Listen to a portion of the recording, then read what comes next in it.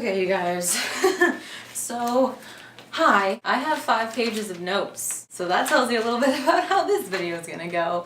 Strap in, ladies and gentlemen, because this is gonna be a long video. I really hope you stay to the end. But TLDR, there's a whole bunch of conversations going around about critical reading, reading diversely, how we should be reviewing things, etc, etc. If you want to know more and you don't feel like watching a long video, just go to the Be Critical hashtag. But I really do hope that you stick around because everything I have to say today I think will be very relevant to you. So please stay. I'm gonna try to be entertaining about it, I promise. Basically, if you have no idea what I'm talking about, once upon a time, a couple of days ago, there was a man called Barry Pierce. Barry was tweeting some tweets, as one is wont to do on a weekend afternoon, and one of them was a picture that got a lot of people to think some stuff and discuss some stuff. And then during that discussion, things got really heated, and now we are continuing the discussion more on YouTube, not just on Twitter. I think there's a lot of important stuff that got brought up, and I'm not going to talk about the backlash and all that stuff until the end of the video because I think it's not the most relevant thing we should be talking about. Like, it's important to talk about how we should speak to one another respectfully online, but I'm gonna get to it at the end because the main point of what Barry was trying to do is discuss critical reading, reading diversely, and sort of the role of a reviewer sort of thing.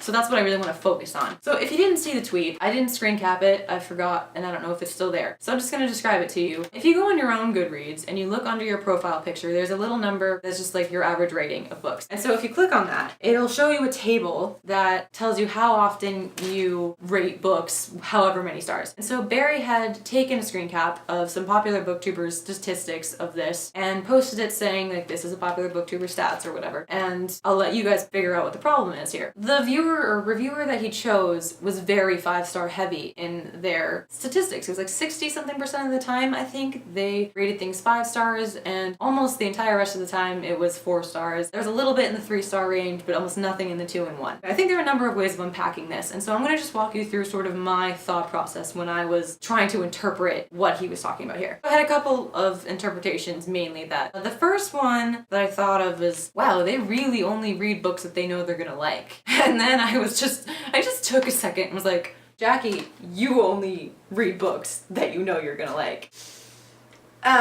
Reading diversely is something that's only really entered my sphere of thoughts recently. I just never even thought about it until I saw someone not long ago make a really good video about why they think it's important to read diversely, both in diverse genres and diverse authors. It's something that really hit hard and really hit home for me when I saw that video. If you look at my Goodreads, if you look at 2014, like I've read 44 books so far this year. I think probably only 5, maybe, of the 27 authors I have read are not white. I didn't even think of it, but then when you say it, it's like, that's messed up. Like, I don't feel okay with that. And also, pretty much all of my books fall into the same 4 genres: fantasy, science fiction, contemporary, and dystopian. And that's not like inherently bad or anything, but I really should branch out more. Like, that's something I've decided I'm not okay with, and in 2015 I would really like to read a little bit more diversely. Like, I'm not gonna leave my favorite genres behind, but I'm gonna make an effort to add on more books that are gonna push my way of thinking and give me new perspectives, because that's so important. That's where the real learning happens. Like, sure, you're not gonna like what you find all of the time, but it's gonna make you think. A big part of why reading is so valuable to a lot of us is because it cultivates empathy. If you're just reading the same stuff over and over, then really you're just kind of reinforcing stuff you already think, so you're not expanding your horizons as much. It's like, it's not inherently bad to read the same stuff all the time, but like, it's so much more valuable. You're missing out if you never branch out. So I think that's something that's become really important to me that I want to work on in 2015, and I think that's an important conversation to be having. That was the first way I interpreted it. Barry was trying to say, hey, we should be reading more diversely.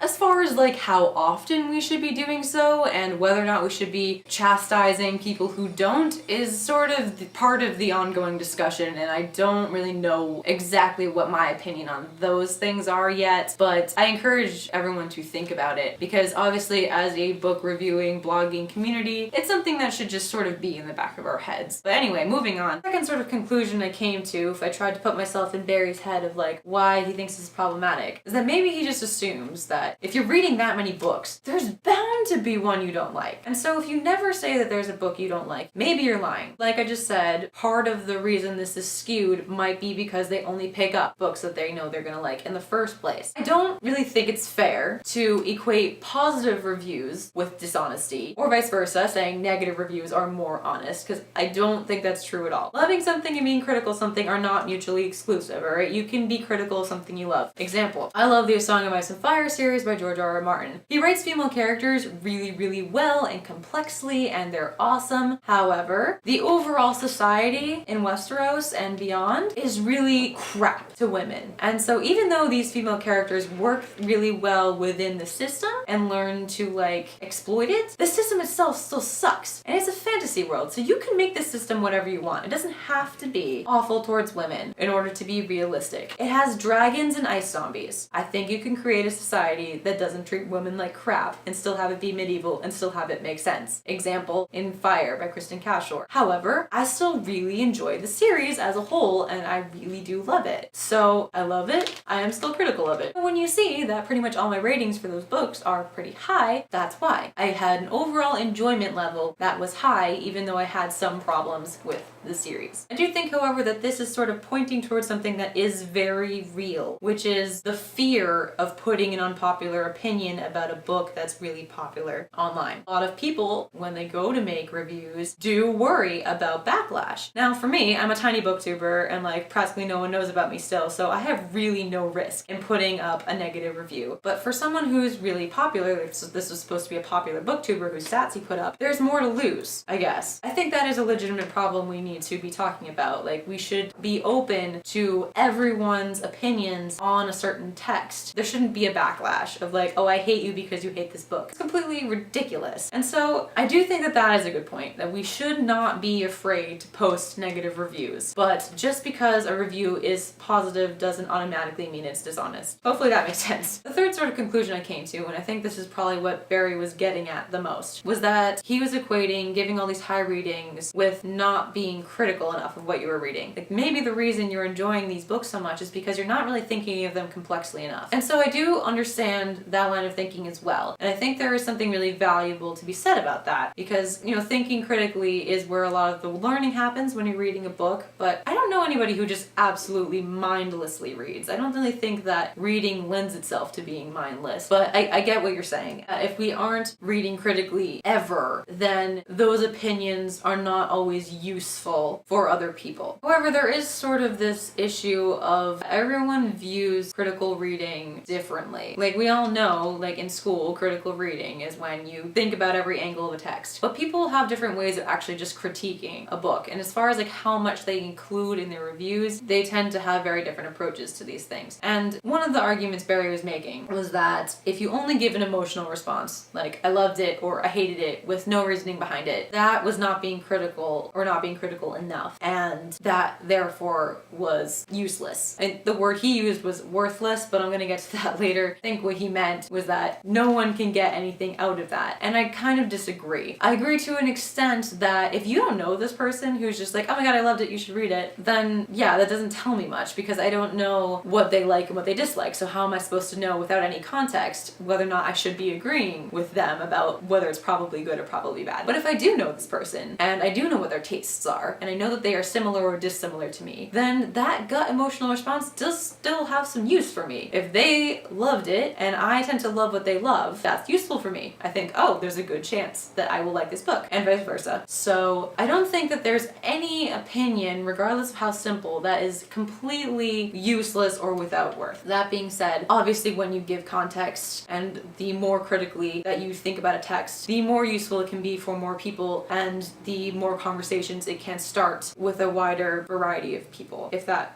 makes sense? Another part of the problem might actually just be the rating system itself, not so much the reviewer. Like, I've touched on this briefly in my Goodreads tag, how I'm not 100% comfortable with the 5-star rating system. I think it's too ambiguous because even though Goodreads, when you like hover over each star, it tells you what it's supposed to sort of mean, I think people still have very different criteria for every single book that they read as to like what it's doing well, what it's not doing well. And when you approach rating the book, you might sometimes decide I'm rating it 5 stars because I enjoy it. Other times you might be rating it 2 stars because you found it problematic, but you still enjoyed it. You just never really know. And so I think that despite everyone thinking it's straightforward, I don't think it's actually straightforward at all. Ariel Bissett had made a really good video about this, of how it's really difficult to judge different books by the same sort of criteria because every book is trying to accomplish different things. So I'd check that out if you have not seen it already, because I think it sort of illustrates part of my point here of how this stuff just really is ambiguous, and so it's difficult to judge how critical someone is being of a book when you're only looking at the numbers. And so that sort of cycles back to, well, that means we need more explanation, we need more reviews. And so then I'm agreeing with Barry that it would be nice if there are more critical reviews in whatever way that critical means to you on BookTube. There are people that are doing that though. It's not like they don't exist, so let's just put that out there. Like, I know that in the core of BookTube it doesn't tend to be the norm, but like, it does happen. Just want to bring that up. Yeah, I do think it would be useful if, when we can, make more critical reviews. But I don't think that means we can tell people who don't that their opinions aren't worth our time at all. Because I think that that's just, first of all, not true, and second of all, just really mean. This is really difficult to get through. I'm sorry. Hopefully I've made sense so far. Basically, to summarize so far, critical reading is important. I completely agree with that, and I do think it should be done more. I think there are a lot of different ways of interpreting what that means, and I don't think that people should automatically be penalized for not doing so, because there are other ways of contributing to this community that are valuable. Secondly, we should be thinking about reading more diversely, because when you read more diversely, you have more ways of looking at texts critically, because now you've been given more points of view. Now that we've sort of tackled all of that, we're gonna move on to sort of touching on the backlash and what I think really happened there. I don't think it was Barry's actual arguments and things that he was bringing up about critical reading and about diverse reading and stuff that was bothering people. I think that they were bothered by the language he was using and then decided to just lash out against everything that had to do with Barry, including what he was arguing and his views and himself. Because one of the tweets that Barry said after the initial tweet was this: "You can be fun on YouTube, but if you don't give critical reviews and throw around 5-star ratings willy-nilly, then your opinions are worthless." And he made another comment in a similar vein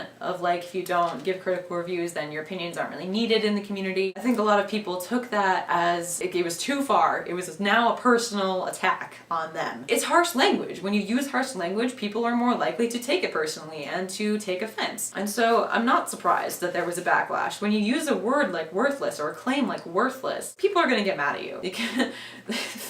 That's just what's gonna happen. And when he was saying too that your opinions aren't like needed on BookTube community, then people are gonna be reacting to the fear of being excluded. And so that's what that was tapping into. The word worthless and not needed, and the phrase not needed in the BookTube community or whatever, those were what people reacted poorly to, and then their response was not okay. It's not okay to respond with the same thing by saying, no, you get out of BookTube. That's not productive in any way. Like, just because you think that's what he told you doesn't mean that you should immediately scream it back to him and like start bullying him, which it was borderline that, I think. People freaked out. I really do think that, you know, Barry could have handled the whole thing more tactfully and didn't seem to get that that's what he tapped into. He seemed to just think like, oh, well, you guys just don't get my humor and you guys just can't handle a differing opinion. Like it had, I think, very little to do with the opinion and very much to do with the fear of being excluded on BookTube. You guys, anytime that you are discussing stuff that makes you angry on the internet, we need to start getting into this mindset of like,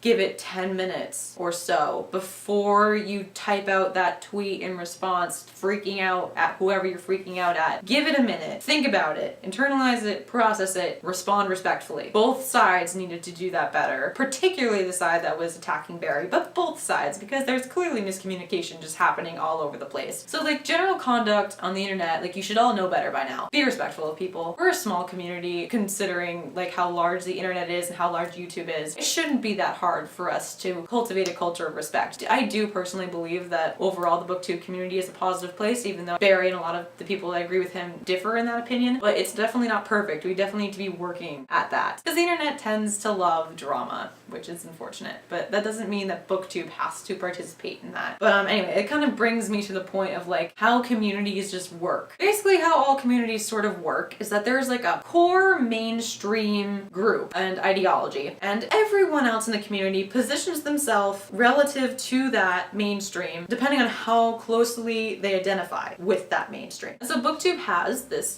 central ideology that a lot of people have, and then there's people like Barry who are more on like the periphery. So there's the core, and then there's like the periphery, and there's always kind of tension between those two places because the people on the periphery somewhat identify with the community, but don't agree with how the core operates. They don't identify with that. We need people like Barry, all right? I don't care what you think of him. We need people that are providing that tension because that's how communities grow. Communities that are stagnant, that only stick with that one ideology, that are never questioned, that just keep rolling on, they become obsolete after a while. They become irrelevant and they don't grow and they don't, learn. So we need people like Barry. Everyone needs to calm down and stop trying to tell this person or that person to get out of YouTube. We do need people here. But also we do still need people in the center and in every layer in between. Everyone's opinions and everyone's approach can be valuable from different ways. Like, I don't think it's fair either to say that we should only have critical reviews because other types of videos serve different valuable functions that a critical review doesn't provide. So I think it's important that we listen to Barry and think about how we approach videos and what types of videos we do, but that doesn't automatically mean that we have to stop doing tags and hauls and whatever that other people might consider fluff, because those serve a different purpose, a social purpose that connects everyone in the community together, help people find other people, and help decide what the ideology of the group sort of is. So, basically to sum up again, be respectful to people on the internet. Don't demonize people that you don't agree with, regardless of how harsh their language is, because that's equally unproductive. And consider the content you make online. Consider that we should question the things that we do because that helps us grow. And also, like I was talking about earlier, continue discussions like this. I think that's everything. Oh my god, this was so difficult to film, and editing this is gonna be horrible. But I think I've said everything I want to say. I'm gonna put a whole bunch of videos in the description or make a playlist, one or the other, that I really think you should check out. They all talk about this sort of issue and they all approach it from slightly different angles, and I think that they're all very useful, so I really would encourage you to watch them all at some point. And yeah, if you're still here, thank you for listening, and thank you for sort of going on this little ideological journey with me. Hopefully you learned something, and hopefully you'll kind of keep this discussion going. So yeah, thanks to Barry for starting this whole thing, because as much as everyone seemed to be getting all mad, I think this has been a really important discussion to start, so I appreciate you, sir. And yeah, again, I apologize for this being so long. Thank you for watching. This has been a discussion video. My name is Jackie, and I will see you in my wrap-up, probably will be my next video. Bye!